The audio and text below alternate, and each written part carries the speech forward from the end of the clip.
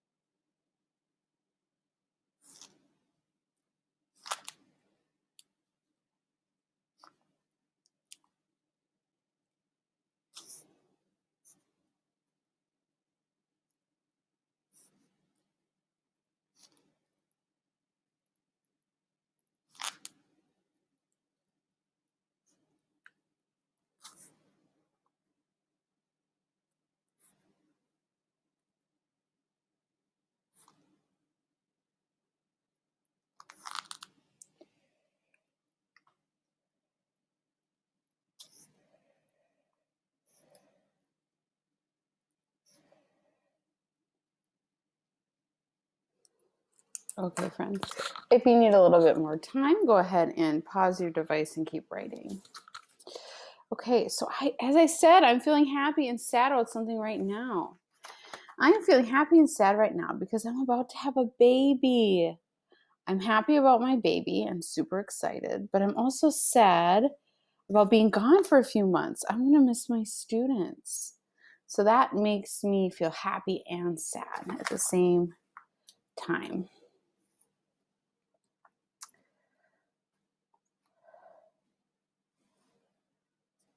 All right. Here we go. Let's look at our vocabulary words for today. Oh, not yet. So mixed emotions.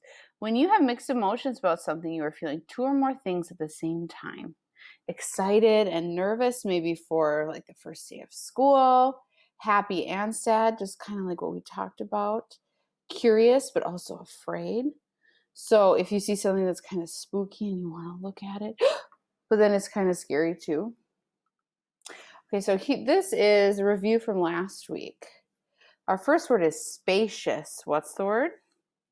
Spacious. Spacious is an adjective meaning roomy and big. What's the word? Spacious. Number 2 is temperamental. What's the word? Temperamental is an adjective meaning moody. What's the word? Temperamental. Our third word here is dismay. What word? Dismay is a noun. It means distress. What's the word? Dismay. Towering is an adjective. Towering means high or tall. What's the word? Towering. Our next word is assemble. What word? Assemble. Assemble is a verb meaning to put together. What's the word? Assemble. Our next word is suspiciously. What word? Suspiciously. Suspiciously is an adverb meaning with distrust. What's the word? Suspiciously. Our next word is scowling. What word? Scowling is a verb meaning frowning and glaring. What's the word? Scowling. Our next word is soothed. What word? Soothed. Soothed is a verb, means comforted. What's the word? Soothed. Okay, now here are our new words of the week. The first word is shudder. What word? Shudder is a verb that means tremble. What's the word? Shudder. Our next word is retreats. What's the word? Retreats. Retreats means withdraws. What's the word? Retreats. Our next word is victorious. What word? Victorious is an adjective meaning triumphant and winning. What's the word? Victorious. Our last word is fondly. What word? Fondly is an adjective that means lovingly. What word? Fondly.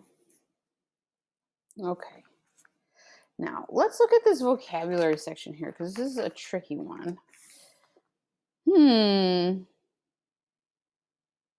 Number 1 says, with a great blank, I carefully stepped around the giant spider and its huge web. Do you think it's with a great shudder, a great retreats, a great victorious, or a great fondly? What do you think? That's right, with a great shudder. Okay. Number 2 says, the winning contestant pumped his fist in a blank gesture. We already used shudder, so I'm going to cross that one off. In a retreats gesture, victorious gesture, or fondly gesture? Which one? That's right. I would say in a victorious gesture. Okay. Next one. I blank gave my dearest friend a great big hug. I retreats gave my best friend a great big hug, or I fondly gave my best friend a hug. That's right, fondly. And then the last one must be retreats. The server retreats after we ask him for more time to look over the menu. So retreats can kind of mean like go away, withdraw. Awesome. All right, join me on page 238. This book is going so fast. We are on page 238.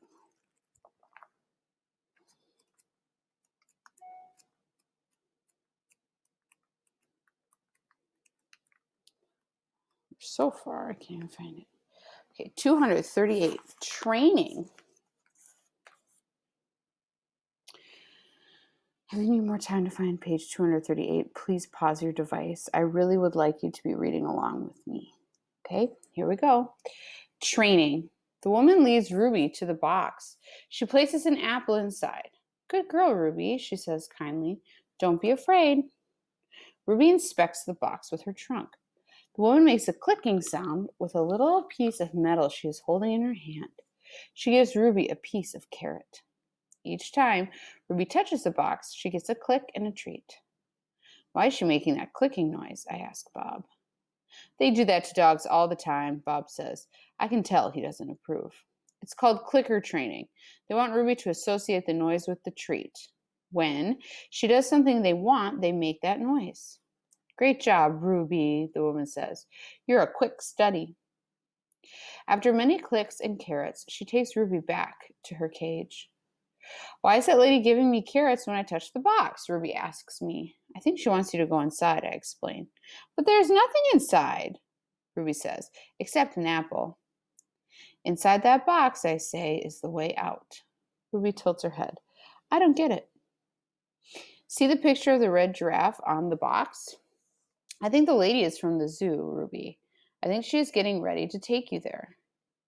I wait for Ruby to trumpet with joy, but instead she just stares at the box in silence. I'm not sure you understand. That box might be taking you to a place where there are other elephants, I say. A place with more room and humans who care about you. But even as I say these words, I remember with a shudder the last box I was in. I don't want a zoo, Ruby says. I want you and Bob and Julia. This is my home. No, Ruby, I say. This is your prison. Page 241, poking and prodding. The lady comes again. She brings an animal doctor with an awful smell in a dangerous-looking bag. He spends an hour with Ruby, poking and prodding. He looks at her feet he looks at her eyes, her feet, her trunk. When he's done with Ruby, he enters my cage. I wish I could hide under Not Tag, like Bob. Instead, I do a nice loud chest beat, and after a moment, the doctor retreats. We're going to need to put this one under, he says. I'm not quite sure what he means, but I strut around my cage, feeling victorious anyway. No painting, page 242. No one asked me to paint today. No one asked Ruby to perform. There are no shows, no visitors, unless you count the protesters. Max stays in his office all day. More boxes, page 243. I wake up from a long morning nap. Bob is on my belly, but he isn't asleep. He's watching the ring where 4 men are placing a large metal box. It's me-sized. What's that? I asked, still blurry from sleep. Bob nuzzles my chin. I believe that box is for you, my friend. I'm not sure what he means. Me? They brought in a bunch of boxes while you were sleeping. Looks to me like they're taking the whole lot of you, he says casually, licking a paw. Even Thelma. Taking, I repeat. Taking us where? Well, some to the zoo probably. Others to an animal shelter where humans will try to find them homes. Bob shakes his head. Shakes himself. So, I guess all good things must come to an end, huh? His voice is bright, but his eyes are far away and sad. Going to miss your stomach, big guy. Bob shuts his eyes. He makes an odd noise in his throat. But what about you? I ask. I can't tell if Bob is just pretending to sleep, but he doesn't answer. I gaze at the huge, shadowy box, and suddenly I understand how Ruby feels. I don't want to go into that box. The last time I was in a box, my sister died. Goodbye. Page 245. When George and Julia come that night, George doesn't get his mop or his broom. He gathers up his tools and belongings while Julia runs to my cage. This is my last night, Ivan, she says, and she presses her palm to my glass. Mac fired my dad. Tears slipped down her cheeks. But the zoo lady said maybe they'll have an opening there in a while, cleaning cages and stuff. I watch the glass that separates us. I put my hand where Julia's is, palm to palm, finger to finger. My hand is bigger, but they're not so different. Not so very different. I'm going to miss you, Julia says, and Ruby and Bob. But this is a good thing. Really it is. You deserve a different life. I stare into her dark eyes, and I wish I had words for her. Sniffling, she goes to Ruby's cage. Have a good life, Ruby, she says. Ruby makes a little rumbling sound. She puts her trunk between the bars and touches Julia's shoulder. Where's Bob anyway? Julia asks. She looks around, under tables, in my cage, by the trash can. Dad, she says, have you seen Bob? Bob? Nope, George says. Julia's brow wrinkles. What's going to happen to him, Dad? What if Max shuts down the whole mall? He says he's going to try to keep it open without the animals, George says. He stuffs his hands into his pocket. I'm worried about Bob too, but he's a survivor. You know what, Dad? Julia gets a gleam in her eye. Bob could live with us. Mom loves dogs, and he would keep her company, and...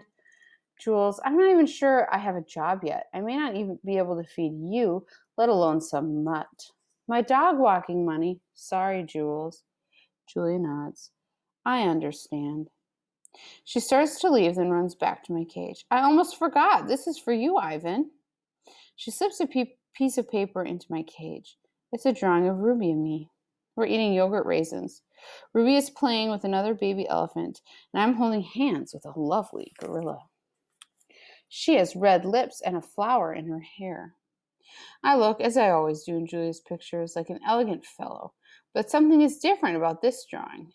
In this picture, I'm smiling. So that must be when they get to the zoo. Page 249. Click. The door to my cage is propped open. I can't stop staring at it.